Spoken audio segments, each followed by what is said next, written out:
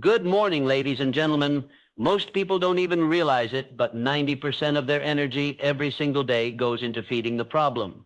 They wake up and immediately think about stress, about what's wrong, about who's to blame, and the more they focus on the problem, the bigger it gets until it feels impossible to move forward. But here's the truth. Problems don't keep you stuck. Your focus does. If you keep staring at what's broken, you'll stay broken. If you keep telling the same story about why life is unfair, nothing will ever change. Your life begins to change. The moment you flip the script, the moment you stop giving power to what's wrong and start putting your energy into what can be done, that's where solutions live. That's where growth begins. In this video, you're going to discover 10 habits that will rewire your mind to stop obsessing over problems and start creating real progress. We're talking about radical responsibility, training your focus, acting before fear grows, mastering your emotions, breaking the habit of complaining, and building consistency even when results feel slow. No fluff, no hype, just the raw mindset shift that takes you from stuck to unstoppable. Because the world doesn't reward those who complain the loudest, it rewards those who solve, those who move, those who refuse to stay the same. So, let's get into it. Here's how you build the solution-focused mindset that transforms everything. Everything begins here. If you want a solution-focused life, if you want to break free from being stuck, the very first step is radical responsibility. Not half responsibility. Not I'll take control when it's convenient. Radical responsibility means you stop waiting for someone else to fix your life, and you decide right here, right now, that it's on you. Most people never cross this line. They live their entire lives in a loop of blame. They blame their childhood, they blame their boss, they blame their spouse, they blame the economy. And here's the harsh truth. Every time you point your finger outward, you hand over your power. You give away control of your own future. Because if it's always someone else's fault, then it's also someone else's job to fix it. And if you're waiting on them, you'll be waiting forever. Responsibility doesn't mean you caused everything. It doesn't mean you deserved every hardship or that every setback was your fault. That's not the point. Responsibility simply means it's your job to deal with it now. Even if the mess wasn't yours, the solution can be that shift. Owning what happens from this moment forward is what separates those who stay stuck from those who rise. Think about it. The moment you take responsibility, you stop living in excuses. You stop waiting for motivation. You stop hoping for circumstances to magically change. Instead, you say, "This is my life. It's not perfect, but I'm in charge." Now that decision instantly changes the way you think, the way you respond, and the way you act. Let me give you a simple example. Imagine two people both lose their job. One person spends weeks complaining, replaying how unfair it was, blaming the company, blaming the economy, blaming everyone. They stay stuck. The other person, they feel the same pain, but they take responsibility. Okay, this happened. What can I do right now? What skills can I sharpen? What opportunities can I pursue? One person waits, the other person builds. The difference isn't luck, it's responsibility. Blame is seductive because it feels easy, lets you off the hook. But blame never builds, it only drains. And if you want growth, if you want progress, you cannot afford to waste your energy pointing fingers. You need that energy for solutions. Ask yourself, what are you avoiding by blaming? What pain are you protecting by staying a victim of your story? Because every time you explain why you're not where you want to be, you're reinforcing the problem instead of moving toward the solution. Taking responsibility will make you uncomfortable. It will force you to face truths you've been hiding from your habits, your patterns, your procrastination, your fear. But that discomfort is where growth begins. You can't improve what you won't own, and you can't solve what you refuse to confront. Here's the power in responsibility. The second you own it, you gain clarity. You stop asking, why me, and you start asking, what can I do about it? That one shift changes everything. Because why me keeps you in the past, but what can I do pulls you into the present where action lives. And responsibility doesn't have to be dramatic. It's in the small choices. It's waking up and deciding to work on your craft instead of scrolling. It's choosing to take a walk instead of making another excuse about your health. It's reaching out to someone instead of complaining about loneliness. Every small decision compounds. Every choice to take ownership stacks up until one day you look around and realize your entire life has shifted. Now, you might be thinking, but what if I fail? What if I take responsibility and still don't get the result? That's the beauty of it. Failure is information. When you own it, you don't collapse, you adjust. You don't hide, you learn. Responsibility keeps you moving, while blame keeps you stuck. Look at anyone who's built something meaningful. An athlete, an entrepreneur, an artist, a leader. Every single one of them reached a point where they could have blamed, but they didn't. They said, it's on me, it's my time, my effort, my decision. That's what responsibility looks like. Not perfection, but ownership. And let me tell you this, you will never regret taking responsibility. You might regret blaming, you might regret waiting, you might regret the years you spent making excuses, but you will never regret saying, this is mine, I will handle it. Because even if you stumble, you'll grow. Even if you fail, you'll become stronger. That's how solutions are born, through people who refuse to let go of ownership. So here's your challenge today. Catch yourself. Every time your mind tries to complain or blame, stop. Ask yourself, what's one thing I can do right now to move forward? Not next week. Not when life gets easier. Right now, one thing. Replace the complaint with an action. Replace the excuse with ownership. Because the truth is, life will always give you problems. That will never change. But what defines your future is whether you choose to complain about them or create through them. Radical responsibility is not a burden. It's your power. It's the key that unlocks every solution, every breakthrough, every success you've been waiting for. The world doesn't respect excuses. It respects results. And results come from people who look life in the eye and say, no matter what, I own this. From this moment forward, you decide. No more waiting. No more pointing fingers. No more living beneath your potential. This is your life. Own it fully. Build it daily and watch how fast problems shrink when your focus shifts to solutions. Your life always follows your focus. Where your attention goes, your energy flows. And where your energy flows, results eventually grow. The problem is, most people never realize they've trained their mind to obsess over everything that's wrong. They wake up and instantly replay stress, regrets, and fears. They scroll social media and compare themselves to others. They lie awake at night imagining the worst-case scenario, and then they wonder why they feel stuck, exhausted, and hopeless. Here's the truth. You are not broken. You're just focused in the wrong direction. Your mind is like a camera lens. Wherever you aim it, that's what becomes bigger and sharper. If you keep pointing it at failure, fear, and frustration, that's all you'll see. But the moment you redirect your focus to clarity, growth, and action, your brain starts building new patterns. You start seeing possibilities instead of obstacles. Focus is not automatic. It's a skill, and like any skill, it can be trained. The problem is most people spend years training it by accident, letting distractions, negativity, and fear dominate their mental space, and the result, scattered focus, scattered energy, scattered life. If you want to build momentum, if you want progress that compounds, you need to take back control of your attention. Let me ask you this. When was the last time you stopped and actually noticed where your focus was going? Most people can't answer that because they don't track it. They assume their thoughts just happen, but focus is a choice. If you don't choose it, someone else will. Advertisers, media, toxic people, endless notifications.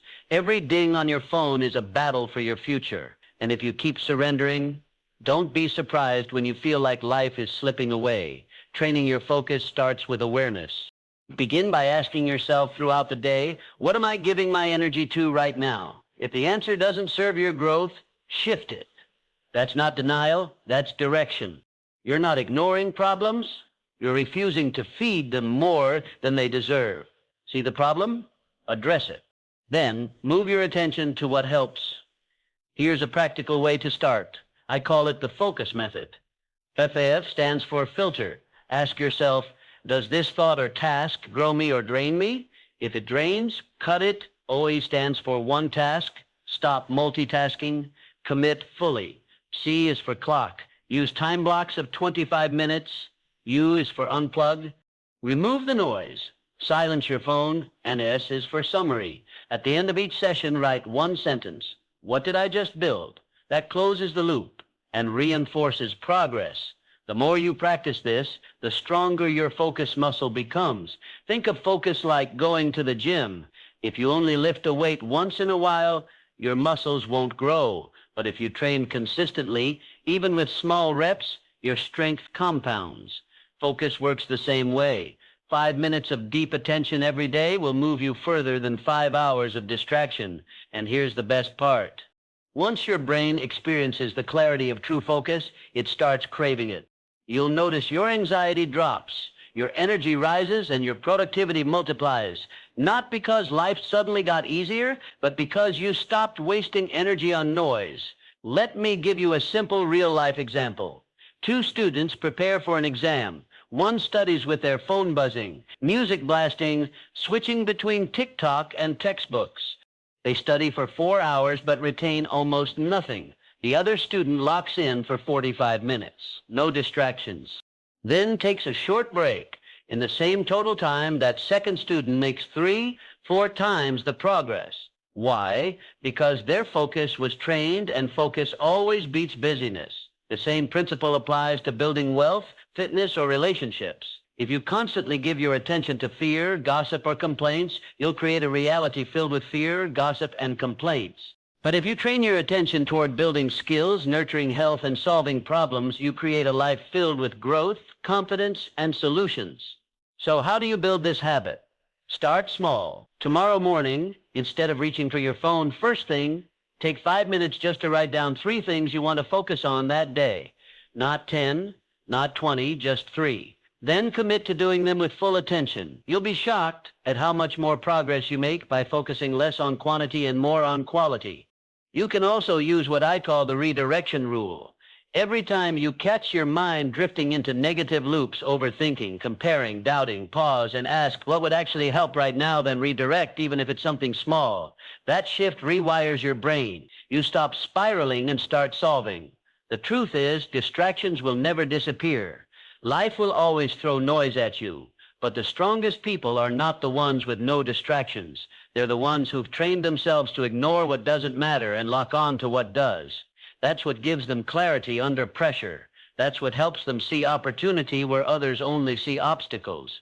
Your focus is your future. Protect it like your most valuable asset, because it is. If you waste it on problems, you'll multiply problems. If you invest it in solutions, you'll multiply results. So, here's your challenge for today. Take just 30 minutes. Pick one meaningful task. Eliminate every distraction. Pour your full focus into it. Then when you're done, write down, "This is what I built." That single act will start training your brain to crave clarity over chaos, progress over panic. Remember this: scattered focus creates scattered results, but trained focus creates unstoppable growth. Your future depends on what you give your attention to today. Choose wisely, train it daily, and watch your life move in the direction of your focus. One of the biggest traps that keeps people stuck is waiting. They wait until they feel ready. They wait until the fear goes away. They wait until the timing seems perfect. But the truth is, fear doesn't disappear with waiting. It grows. The longer you stall, the more your imagination exaggerates the problem until it feels 10 times bigger than it really is. Think about it. How many times in your life have you delayed a decision, sending that email, making that call, taking that first step toward a goal, only to realize later that the hardest part wasn't the action itself, but the weeks or months you wasted dreading it? Fear multiplies in silence. It feeds on delay. Your brain is designed to protect you. It scans for threats. And when you hesitate, it convinces you that discomfort is danger. It whispers, "Wait, stay safe. Don't risk it." The problem is your brain doesn't know the difference between a real threat and a simple challenge. So if you listen to that voice, you'll start building a habit of hesitation. And one day you'll wake up realizing fear has trained you to pause instead of push. That's why one of the most powerful habits you can develop is this: act before fear takes over. Not recklessly, not blindly, but decisively. When you move quickly, you catch the problem before it turns into a monster in your mind. You shrink it back to size by proving to yourself, "I can handle this." Take this example. A young entrepreneur wanted to pitch her business idea. She kept telling herself she needed to refine the slides, rehearse more, wait for the perfect moment. Weeks went by. Her fear grew. By the time she finally presented, she was overwhelmed. Compare that to another entrepreneur who acted the same week she had the idea. Was she nervous? Of course. But because she moved before fear, had time to expand, she gained feedback, momentum, and confidence. One is paralyzed by waiting. The other grows through action. Here's the key. Courage doesn't show up before the action. It shows up after. Most people think they need confidence first, then they'll act. But confidence is built by doing. You prove to your mind, I'm capable. Only when you step forward. Action precedes belief. So, how do you practice this? Use the 602 rule. The moment you feel fear creeping in, give yourself 60 seconds to move. Make the call, send the message, write the first line, step into the gym. Whatever it is, do something, anything that pushes the ball forward. Why? Because fear grows in the gap between intention and action. If you close that gap quickly, fear doesn't have room to breathe. Another strategy is to break the challenge into its smallest possible step. Fear makes the whole mountain look impossible. But if you say, I'm not climbing the entire mountain today, I'm just taking the first step, suddenly it feels manageable. And once you're moving, momentum carries you. Here's the truth. 90% of the things you fear will never happen. Your mind creates worst-case scenarios, but reality is rarely that dramatic. And even when the fear is real, acting sooner gives you more control. You're facing the problem while it's still small instead of letting it snowball into a crisis. Let's get practical. If you've been avoiding a difficult conversation, act before fear convinces you it's impossible. Start with one sentence. If you've been delaying a project, open the file and write one paragraph. If you've been postponing a fitness routine, put on your shoes and step outside. Don't underestimate small actions. They break the paralysis. They show your brain, see, I survived. I'm capable. I can keep going. Here's your challenge. Think of one thing you've been avoiding because of fear. Just one. Before today ends, take a step toward it. Not tomorrow. Not next week. Today, even if it's small, do it. Send the message. Sign up to make the call. Give yourself proof that you can move even when you don't feel ready. Because readiness is a myth. If you keep waiting for the perfect time, you'll waste years. The perfect time doesn't exist. What exists is the decision to act. And the moment you act, you rob fear of its power. Remember this. Fear feeds on delay, but action starves it. The longer you wait, the louder fear becomes. But the moment you move, fear loses its grip. Every time you act before fear takes over, you're not just solving a problem, you're building a stronger identity. You become the kind of person who doesn't wait for courage, but creates it through movement. Your future won't be shaped by the fears you felt. It will be shaped by the actions you took despite them. So stop waiting for the day you feel fearless. That day may never come. Instead, start today. Move quickly, act boldly, and watch how small steps create massive shifts. Because in the end, fear is loud but not wise. And your destiny belongs not to hesitation, but to the actions you choose right now. Life will test you. That's not a possibility. It's a guarantee. Plans will fall apart. People will disappoint you. And situations you thought were certain will collapse overnight. You don't get to control every storm, but you do get to control how you respond. And that one decision, how you react when life hits, will define the quality of your future more than the setback itself. Most people don't realize this, but your first reaction to a setback is like a mirror. It reflects the quality of your mindset.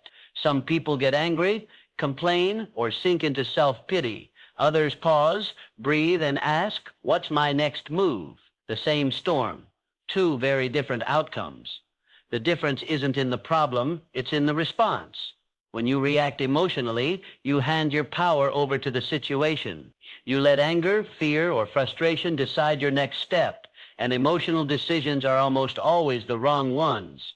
Think about the times you said something in the heat of the moment that you later regretted, or when you quit too early because frustration clouded your judgment. Those weren't the setbacks destroying you, it was your reaction. But when you take ownership of your response, you step back into control. Ownership means you don't deny the pain, but you also don't let it drive you. You feel it, you process it, and then you choose deliberately how to move forward. That's strength. That's maturity. Let me give you a simple example. Two people both face rejection. Say a job application gets denied. Person A reacts with bitterness. The system is unfair. Why bother trying? They shut down, complain, and stop applying. Person B feels the sting too, but they take ownership. All right, what can I improve? What did this teach me? What's the next opportunity? Person A stays stuck in resentment. Person B grows through resilience. Same event, completely different outcomes. The truth is setbacks are neutral. They're not out to destroy you or bless you. They're just events. What matters is the meaning you attach and the response you choose. That's why ownership is so powerful. It forces you to take back control of the story you tell yourself. Here's where most people go wrong. They confuse ownership with guilt. They think taking ownership means blaming themselves for everything. Wrong. Ownership doesn't mean it's all your fault. It means it's your responsibility to decide what happens next. That's the difference between staying a victim and becoming a leader of your own life. And let's be clear, setbacks aren't supposed to be comfortable. They sting. They hit your pride. But pain is not the enemy. It's the signal. It's telling you where you still need to grow, where your habits are weak, where your mindset hasn't been tested. If you use that signal, setbacks become your teacher. If you ignore it, setbacks become your excuse. Here's a practical way to apply this. Build what I call the pause, reflect, respond method. 1. Pause. When something goes wrong, resist the urge to react instantly. Breathe. Create a tiny gap between event and response. 2. Reflect. Ask yourself, what just happened? What am I feeling? What outcome do I really want? That short reflection pulls you out of panic and into clarity. 3. Respond. Choose one action that moves you forward, not the easiest action. Not the one that makes you feel good instantly, but the one that actually helps. This method turn setbacks into stepping stones. Instead of reacting on autopilot, you respond with intention. Think about athletes who lose a game. The amateurs blame the referee. How the weather or bad luck. The champions watch the tape, study their mistakes, and adjust. That's ownership. That's why they come back stronger while others fade away. Your challenge today is simple. The next time something small goes wrong, a delay, an argument, mistake, practice the pause, reflect, respond method. Don't try to fix everything at once. Just pause, reflect, and then choose a response that builds instead of breaks. Do it with small problems, and you'll be ready when big setbacks arrive. Remember this, setbacks don't define you. Your response does. Some people let problems shrink them. Others use those same problems to build strength. The difference is ownership. So take full control of how you react. Stop letting circumstances dictate your mood. Stop letting other people's behavior control your peace. Stand up in the middle of the storm and decide, this is how I will respond.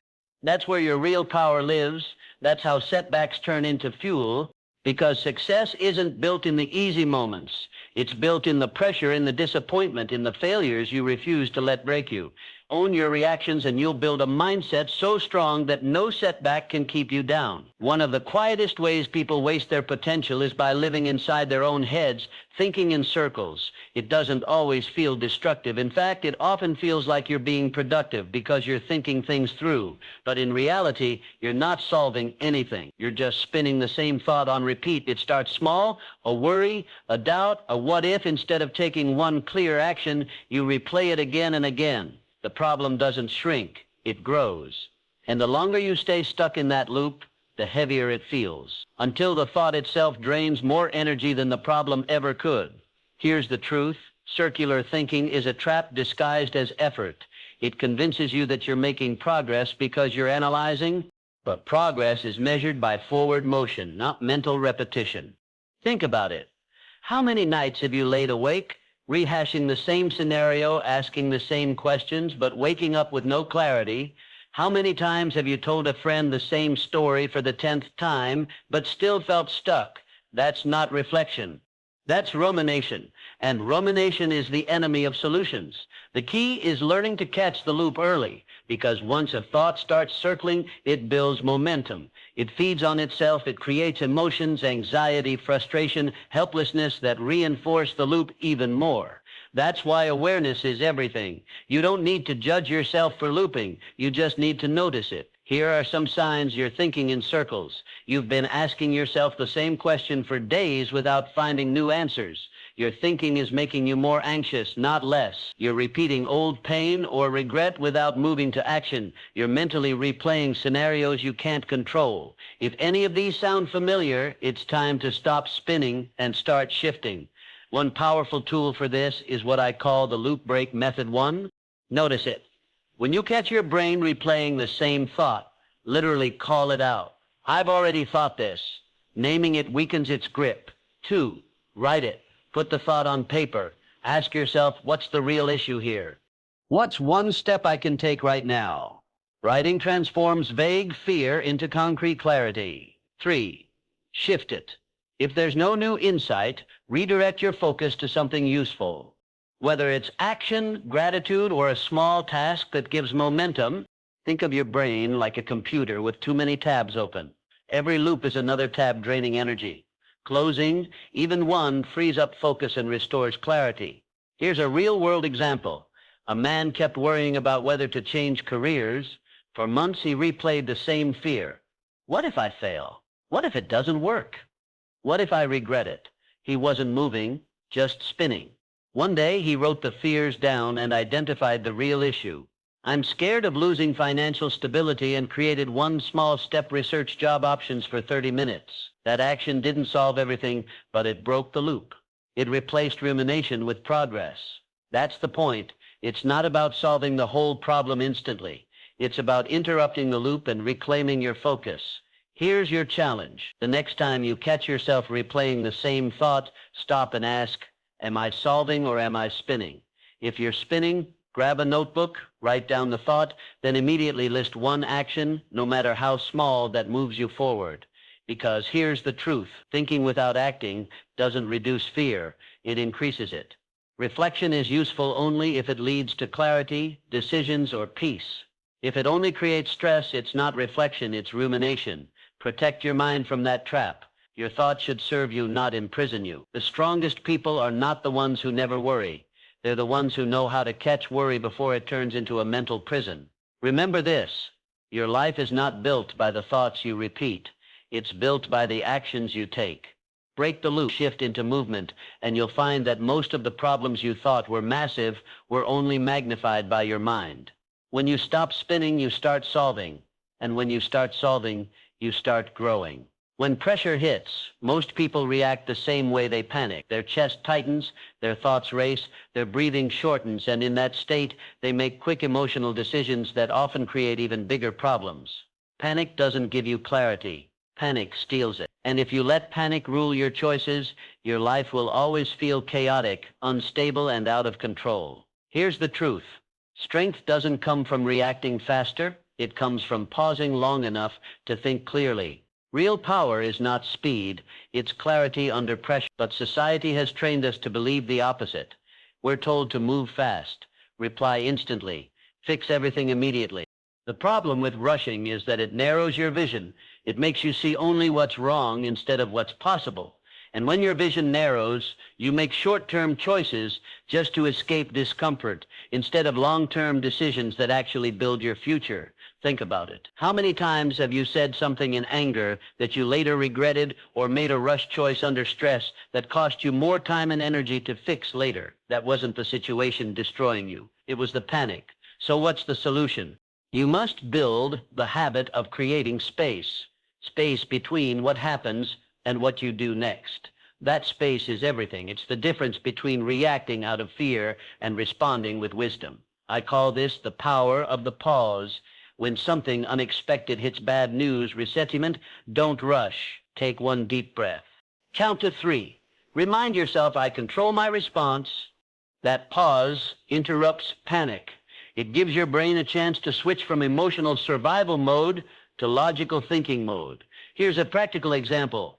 Imagine you receive an email at work. that feels insulting. Most people would fire back instantly, letting emotions write the message. Hours later, they regret it. But someone who practices the power of the pause will step away, breathe, and ask, what's the smart response here? Instead of burning bridges, they preserve their professionalism and even turn the situation into an opportunity. Same email, completely different outcome because of one pause. Another example, think of a parent who sees their child make a mistake. The first instinct might be to yell, but if they pause, breathe, and create space, they can respond with guidance instead of anger. That one choice can strengthen the relationship instead of damaging it. The key is understanding that calm is not weakness, it's strength. It takes more discipline to hold your tongue, breathe, and choose wisely than it does to lash out. Anyone can react. Few can respond. And that's why the ones who can are trusted as leaders.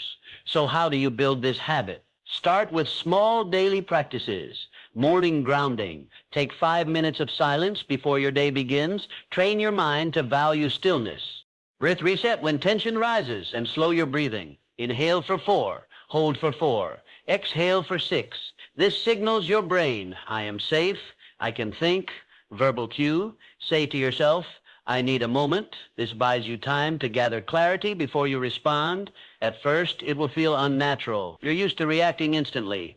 But over time, you'll notice that the pause becomes automatic. You'll feel the wave of emotion rise. And instead of drowning in it, you'll let it pass. That's mastery. Here's your challenge this week. Catch one moment where you feel panic rising. Instead of reacting, pause, step back, ask yourself, what outcome do I really want? Then respond from that clarity. Start with one situation. Maybe traffic, maybe a disagreement, maybe a sudden mistake. The more you practice, the stronger your mental control becomes. Remember, this calm isn't about ignoring problems. It's about creating the space to solve them wisely. Anyone can react when life throws a curveball. But the ones who create space, the ones who pause, think, and respond, those are the people who build lives that last, because panic makes problems bigger, space makes them smaller. And the person who owns the space between event and response is the person who owns their future.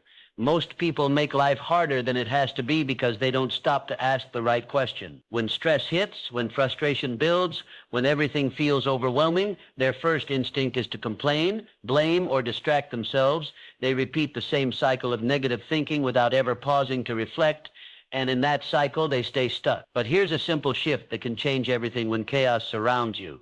Stop and ask yourself, what would actually help right now? Not what feels good, not what looks impressive, not what will get approval from others, what would actually help? This question is powerful because it forces you to move from emotion to clarity. Instead of spiraling in anger or fear, your brain starts searching for solutions. You begin to shift from reaction to strategy. That small shift can save hours of wasted energy and prevent mistakes that could cost you weeks. For example, imagine you're in the middle of a busy workday. Your to-do list is exploding and you feel like you're drowning. The emotional reaction is to panic, multitask, or complain to coworkers. But if you stop and ask what would actually help right now, the answer might be simple. Close the tabs, pick the single most important task, and give it 30 minutes of focus. That's not glamorous, but it's effective. Or imagine you've just had an argument with someone you care about. The natural instinct is to defend yourself, to keep pushing your point, or to replay the conversation in your head. But if you pause and ask what would actually help right now, maybe the answer is to take a walk, of breathe, and give space before coming back to talk with a calm mind. That one choice can save a relationship from unnecessary damage. The beauty of this question is that it grounds you in the present. Most stress comes from living in the past or the future. You replay mistakes you can't change, or you worry about scenarios that may never happen. Asking what would actually help right now drags you back into the only place you have power, the present moment. And often the answer isn't complicated. Sometimes what helps is drinking water, stretching your body, or writing down your thoughts. Sometimes it's sending that one email you've been avoiding. Sometimes it's giving yourself permission to rest without guilt. Solutions are usually simple, but you won't see them if you're lost in noise. Here's a simple framework I call the help check. H stands for halt, the spiral. The moment you feel stress rising, a stop.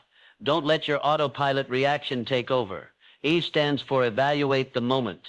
Ask yourself what's happening right now, what truly matters most. This grounds you in the present. A stands for list your options. Write down 2 or 3 things you could do. Small, realistic actions that move you forward. And P stands for pick one. Don't overthink it. Choose the option that helps and act on it immediately. This isn't about perfection. It's about breaking the cycle of stress and creating clarity through action. This framework cuts through confusion. It doesn't require hours of planning, just a pause, a question, and one small action. Here's your challenge. The next time you feel overwhelmed, stop and ask out loud, what would actually help right now? Say it clearly. Then act on the first useful answer that comes to mind. Don't wait for the perfect solution. Do the helpful one, because here's the truth. Success isn't about doing everything at once. It's about doing the right thing at the right moment. And you only find that when you slow down enough to ask. Strong people aren't the ones who never feel stress. They're the ones who know how to guide themselves through it. They don't waste hours stuck in what went wrong. They anchor themselves with this question, find clarity, and move forward with purpose. So the next time your world feels loud, your emotions rise, or you catch yourself spiraling, remember this simple phrase. What would actually help right now? That's the doorway to progress. That's the shift that takes you from stuck to steady. That's the question that builds solutions instead of problems. And the more you practice it, the more natural it becomes. Eventually, it won't just be a tool, it will be your habit. And that habit will keep you moving forward no matter what life throws your way. Complaining is one of the easiest habits in the world, and one of the most destructive. It requires no effort, no courage, and no discipline. All it takes is your voice describing what's wrong. And the more you do it, the more it becomes your default. You see the negative first. You talk about the negative most, and slowly you start to live in the negative. Here's the hard truth. Complaining doesn't fix anything. It doesn't solve the situation. It doesn't make you stronger. All it does is drain your energy and anchor your focus to the problem. And remember, what you focus on expands. If you keep feeding your frustration with words, it will grow. That's why the strongest people replace complaining with action. Instead of saying, this is unfair, or I can't believe this happened, they ask, what's one thing I can do right now to move forward? It doesn't have to be a massive step. It just has to be action, because action builds while complaining breaks. Think about it. 2 people face the same obstacle. One spends the whole day venting about it, telling everyone how hard life is and going to bed drained. The other takes 10 minutes to act, sending an email, making a call, writing a plan. At the end of the day, the problem might not be fully solved, but one person is stuck in frustration while the other has momentum. That's the difference between living as a victim and living as a creator. Victims complain, creators act. Here's a simple framework I call the ACT switch, a 3-step method to turn every complaint into progress. A, acknowledge the feeling. Don't pretend you're not upset. Notice it. Say, yes, this is frustrating, but don't stay there. See, choose one small step. Ask, what can I do right now that actually helps? Maybe it's sending one message, organizing your space, or taking a 5-minute break to reset. Take action immediately. Not tomorrow, not later. Right now, one step forward. That's how you rewire the pattern. This process breaks the loop of negativity. Instead of pouring your energy into words, you pour it into movement.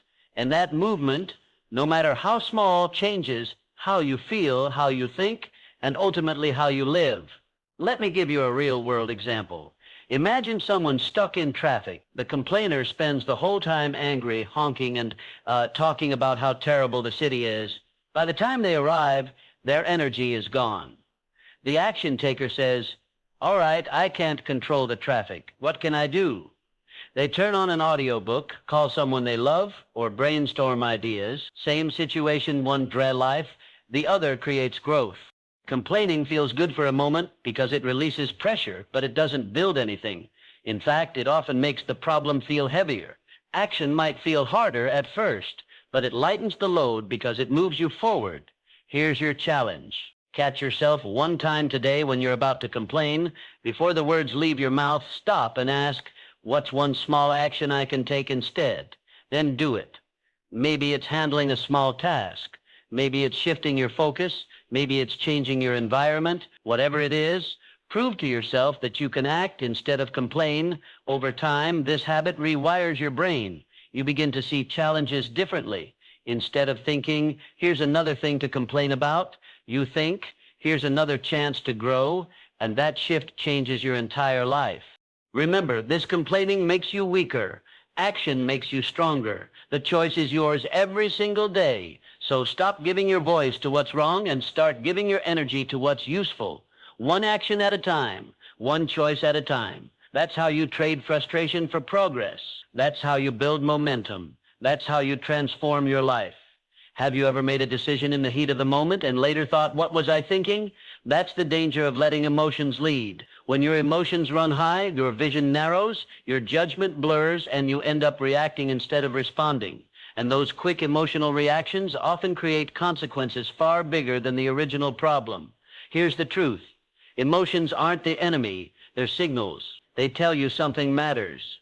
But if you let emotions make your decisions, you give away your power. Strong people don't suppress their emotions. They learn to calm them so their choices stay clear. Think about this. How many arguments could have been avoided if someone paused before speaking? How many careers derailed because someone fired off an angry email? How many relationships suffered because a person made a permanent choice during a temporary storm? It's not the setback itself that destroys progress. It's the reaction made without clarity. The skill you need here is emotional leadership. The ability to feel deeply but still choose wisely. That comes from learning how to calm your emotions in the moment so you create space for better decisions. One practical method I teach is the CAM Reset C. Catch the trigger, notice the signs, racing thoughts, tight chest, raised voice. That's your system telling you pausing. Acknowledge the emotion, say to yourself, I'm angry or I'm anxious. Naming the feeling reduces its intensity. Well, lower your state. Breathe deeply. Slow your body, or step away for a moment. Your body leads your mind when the body relaxes. The brain follows. Move with clarity. Once you've calmed, ask, what outcome do I want? What response builds, not breaks? Then act from that place of strength. Here's an example. Imagine a leader hearing bad news from their team. Their instinct might be to snap. How could you let this happen? That reaction only spreads fear. But a leader who practices the CAM reset notices the trigger, pauses, breathes, and says, all right, this is tough. Let's figure out solutions. Same situation, two completely different outcomes. One destroys trust, the other builds respect. Or take relationships. A partner forgets something important. The emotional reaction might be to yell or withdraw. But if you pause, acknowledge the frustration, calm yourself, and then speak with clarity. This mattered to me, and here's why you turn a fight into growth. The truth is, calm isn't passive. Calm is powerful. Calm means you don't give control of your life to every emotion that passes past. You lead your emotions instead of being led by them. And that's what makes your decisions steady, reliable, and respected. Here's your challenge. The next time you feel emotions rising, practice the calm reset. Catch it early, breathe, and ask yourself, if I were at my strongest right now, how would I respond? Then do that. Even if you only succeed once out of 5 times, that's progress. With practice, it will become your natural response. Remember this, anyone can react. It takes strength to respond with calm. But the people who master this are the ones who build lasting success because their choices are guided by clarity, not chaos. So the next time you feel yourself about to break, remind yourself, I don't have to match the speed of my emotions. I can pause, I can breathe, I can choose. That's how you keep your power. That's how you protect your future. And that's how you make decisions you'll be proud of tomorrow. One of the biggest killers of progress is impatience. You work hard for a few weeks, maybe even a few months, and when the results don't show up fast enough, doubt creeps in. You start to think, maybe this isn't working, maybe I'm wasting my time, maybe this just isn't for me. That's where most people quit. Not because they weren't capable, but because they confuse slow progress with no progress. Here's the truth. Real growth is rarely fast. It's quiet. It's repetitive. It's built in small steps that don't always feel exciting. Progress often looks invisible until suddenly, one day, the breakthrough appears. But if you stop too soon, you never get to see it. Think about a seed planted in the ground for weeks. You see nothing. No leaves, no flowers, just dirt. But underneath, roots are forming. The foundation is being built. If you gave up watering on day 20 because nothing's happening, you'd never see the tree that was about to sprout. Your life works the same way. That's why you must train yourself to keep going, especially when it feels slow, because slow progress is still progress. Every repetition, every choice, every action is stacking up behind the scenes. Even if you can't see the results yet, the difference between winners and quitters isn't talent, it's persistence. Quitters need instant evidence. Winners trust the process. Here's a framework I call the PACE method to stay steady when results feel slow. G minus perspective.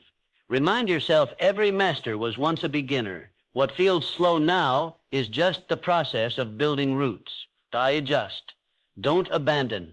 If something isn't working, tweak your approach, but don't throw away the whole journey just because progress is quiet. See, count the small wins. Track every step forward. No matter how tiny, write them down. Seeing progress builds belief. Endure. Decide in advance that you're committed, even when motivation fades. Discipline is what carries you when feelings don't. Let me give you an example. A young writer decided to start a blog. After 6 months of posting consistently, only a handful of people read his work.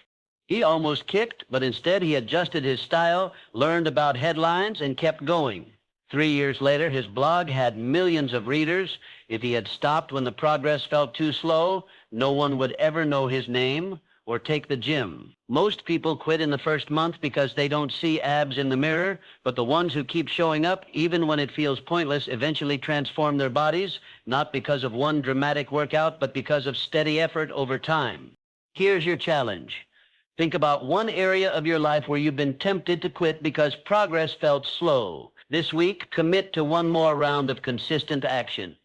Maybe it's one more week at the gym, one more week of writing, one more week of saving money, one more week of practicing your craft. Don't measure the day. Measure the discipline. Because here's the truth. The breakthrough often comes right after the moment you were about to quit. Most people never see it because they walk away too soon. Don't be most people. Remember this, you're not stuck because you're slow. You're only stuck if you stop. Success doesn't come to the fastest, it comes to the most consistent. So when the journey feels quiet, when the results feel invisible, when doubt whispers, what's the point? That's your sign. That's the exact moment to double down, not walk away.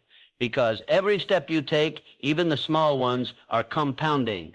And one day, all of it will add up to the breakthrough you've been waiting for. Keep going, keep building, keep believing. Slow progress is still progress. And the only way you lose is if you quit.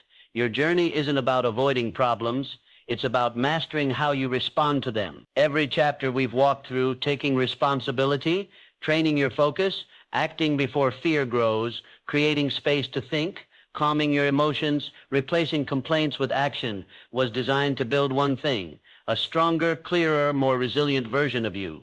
Because here's the truth. Life will always test you. Circumstances will shift. People will doubt you. Fear will whisper in your ear. But none of those things define you. What defines you is how you choose to respond. Do you give in or do you rise up? Do you complain or do you create? Do you let your emotions rule you or do you lead yourself with clarity and courage? This is your moment, not tomorrow, not someday, right now. Decide who you want to be. Decide to stop living beneath your potential. Decide to keep going even when progress feels slow. Decide to focus on solutions, not problems, because your future depends on it, and the power is already in your hands. So here's my challenge to you. Don't just listen to these words. Live them. Take one principle from this video and apply it today. Show yourself that you are capable of leading your life with strength, discipline, and vision. If this message spoke to you, make sure you like this video, subscribe to Think Rich Mindset Hub, and turn on the notifications so you never miss the next step in this life-changing journey. Drop a comment below. Which principle are you going to apply starting today? Your answer might be the spark that inspires someone else. This is not just about motivation, it's about transformation. And your transformation starts